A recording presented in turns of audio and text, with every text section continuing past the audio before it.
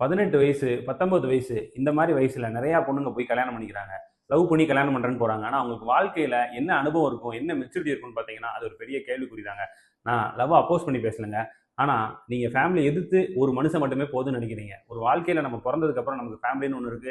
Extended ஃபேமிலின்னு சித்தப்பா, சித்தின்னு ஒரு பெரிய வட்டமே இருக்கு. ஸோ இது எல்லாத்தையும் விட்டுட்டு நம்ம ஒருத்தர தேடி போறோங்கும்போது, நமக்கு அந்த வயசு இருக்கா? நம்ம சுய பரிசோதனை பண்ணி பார்க்கணும்.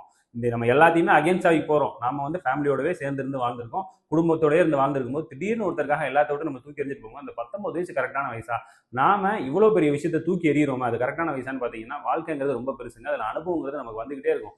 ஸோ, அந்த மாரி நேரத்துல நமக்கு ஒருத்தர புடிச்சிருக்கா, அத பத்தி சொல்லி, ஃபேமிலில உட்கார்ந்து, அத எல்லாருக்கும் புரிய வச்சு, 2 பேரும் டைம் எடுத்துக்கிட்டு, நம்ம எத்தனையோ படங்கள்ல பார்க்குறோம். 2 பேரும் டைம் எடுத்து போராடி கல்யாணம் பண்ணாங்கன்னு. அந்த மாரி டைம் எடுத்து, போராடி, நீங்க உங்கள கரியர்ல நல்லா ஸ்ட்ராங் பண்ணிக்கிட்டு, என்னால இண்டிபெண்டன்ட்டா வாழ முடியும். நம்ம கரியர்ல ஸ்ட்ராங் பண்றது தான் முதல்ல பார்த்தீங்கன்னா, நம்மளால இண்டிபெண்டன்ட்டா வாழ முடியும் அப்படிங்கிறது நமக்கு ஒரு தன்னம்பிக்கை தர்ற விஷயம் அதுதான். இன்னைக்கு எல்லாருமே ஆணோ, பெண்ணோ எல்லாரும் ஸ்கூலுக்கு போறோம், காலேஜுக்கு போறோம், படிக்கிறோம். எல்லாருமே இன்னைக்கு வேலைக்கு போறோம். அப்போ வேலைக்கு போய் நாம இண்டிபெண்டன்ட்டா இருக்கணுங்கிறது தான் அத பண்றது. அப்போ நாம ஒரு நல்ல பொசிஷன்ல போய் உட்கார்றதுக்கே இன்னைக்கு குறைஞ்சபட்சம் 23, 24 வயசுக்கு மேல ஆயிருதுங்க.